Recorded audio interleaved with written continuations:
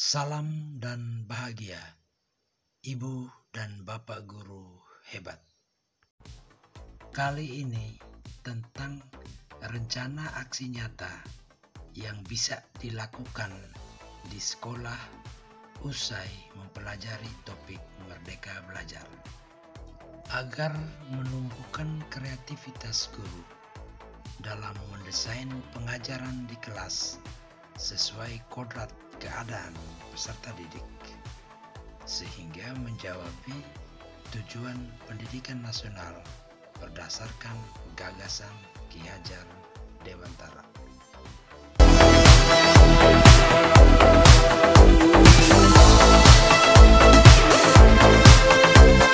Aksi nyata pertama, melihat, mengamati, dan merasakan perkembangan murid-murid terhadap kemajuan iptek dan upaya guru mengikuti perkembangan zaman.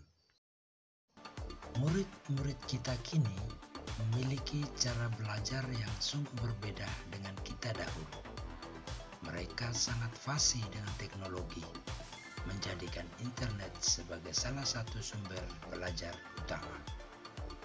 Melihat kondisi seperti ini, menuntut guru untuk betul-betul memaknai dan menghayati peran sebagai pendidik.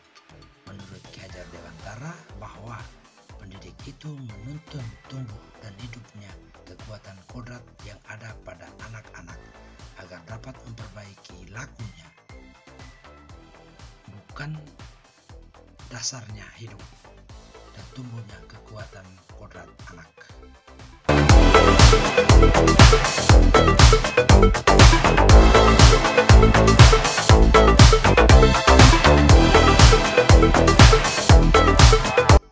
Pada aksi nyata pertama ini, guru harus belajar mengupgrade diri tentang memaknai dan menghayati diri dan perannya sebagai pendidik. Yang kedua, mendidik dan mengajar. Yang ketiga, mendampingi murid dengan utuh dan menyeluruh. Yang keempat, mendidik dan melatih kecerdasan budi pekerti. Dan yang keempat, pendidikan yang menghantarkan keselamatan dan kebahagiaan. Aksi nyata kedua, membentuk komunitas belajar di sekolah. Sebagai guru penggerak atau guru yang tergerak melihat kondisi siswa yang terus berubah cara belajar sesuai zamannya, tentu memiliki inisiasi perubahan yang ingin dilakukan. Sampaikan inisiasi perubahan yang diinginkan ke pimpinan. Misalnya inisiasi membentuk komunitas belajar di sekolah sebagai langkah awal untuk mengajak rekan guru belajar bersama menuju sebuah perubahan. Adapun cara yang digunakan dalam membentuk komunitas ini adalah menggunakan pendekatan berpikir berbasis aset. Maksudnya bahwa semua anggota komunitas adalah aset yang sangat berharga yang dengan kemampuannya membantu perubahan yang diharapkan sekolah. Komunitas yang dibentuk diketahui dan bermanfaat bagi banyak orang, maka memberi nama komunitas merupakan salah satu cara yang bisa menarik orang untuk mengikuti komunitas kita. Lalu kita mencoba mendesain balihonya biar mudah dibaca oleh banyak orang. Ini salah satu contohnya. Aksi nyata ketiga, menyusun jadwal pertemuan di komunitas. Setelah membentuk komunitas dan menentukan siapa saja guru yang menjadi penggeraknya, selanjutnya menyusun jadwal pertemuan di komunitas. Jadwal yang disusun sebaiknya tidak mengganggu jadwal mengajar di kelas. Misalnya dalam seminggu terjadi diskusi di komunitas untuk hal-hal yang upgrade sebanyak 2 kali, misalnya Selasa dan Sabtu. Aksi nyata keempat, menyusun jadwal belajar mandiri pada topik-topik di PMM. Topik-topik yang didiskusikan dalam jadwal yang sudah ditetapkan 2 hari setiap minggu itu tentunya berbeda-beda. Yang update pastinya. Misalnya, topik pertama pada pelatihan mandiri di PMM pada topik Merdeka Belajar. Pada hari lainnya, misalnya topik tentang kurikulum merdeka. Begitu seterus dan lain-lainnya.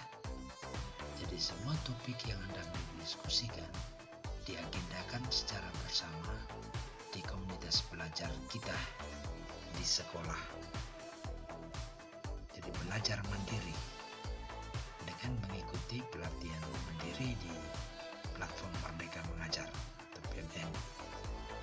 Sehingga dari topik-topik yang sudah dijadwalkan di komunitas dijalankan dengan sebelumnya semua guru harus belajar secara mandiri terlebih dahulu.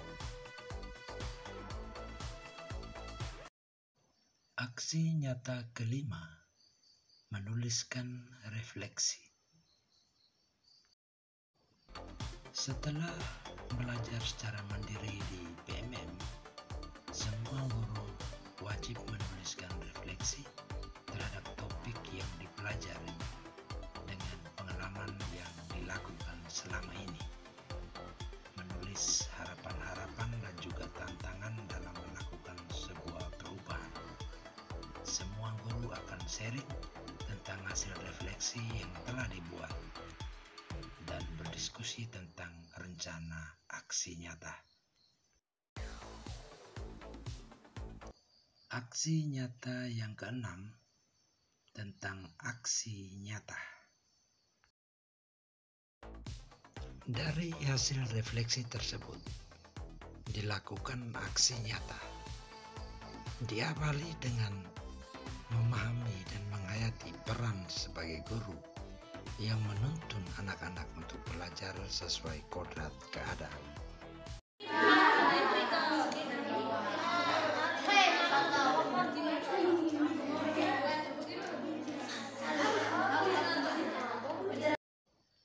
Guru hadir untuk murid.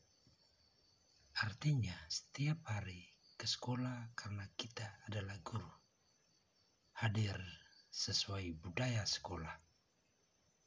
Hadir seutuhnya pada saat intrakurikuler. Hadir di kegiatan ekstrakurikuler. Dan hadir dalam proyek penguatan profil pelajar Pancasila. Terlahir dan hidup di desa adat. Proses penyajian pembelajaran pun harus sesuai dengan kodrat alamnya siswa-siswi. Mereka begitu bersemangat mempelajari dengan dituntun oleh guru. Tak hanya kodrat alam, kodrat zaman perlu dihadirkan. Ruang akan perkembangan teknologi, pemanfaatan HP, laptop, ataupun sarana digital lain, itu adalah sebuah ruang yang harus mereka hadapi, mereka jalani. Karena masanya mereka untuk belajar secara merdeka, memanfaatkan zaman untuk pengetahuan yang mereka mau pelajari. Aksi nyata ketujuh, umpan balik.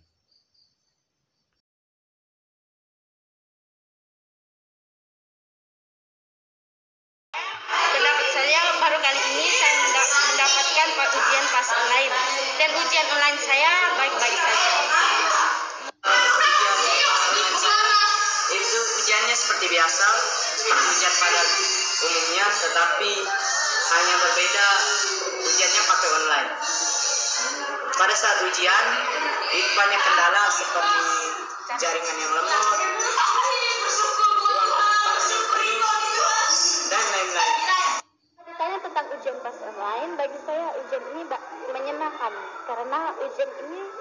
baru pertama kali saya mengikuti ujian bulan ini.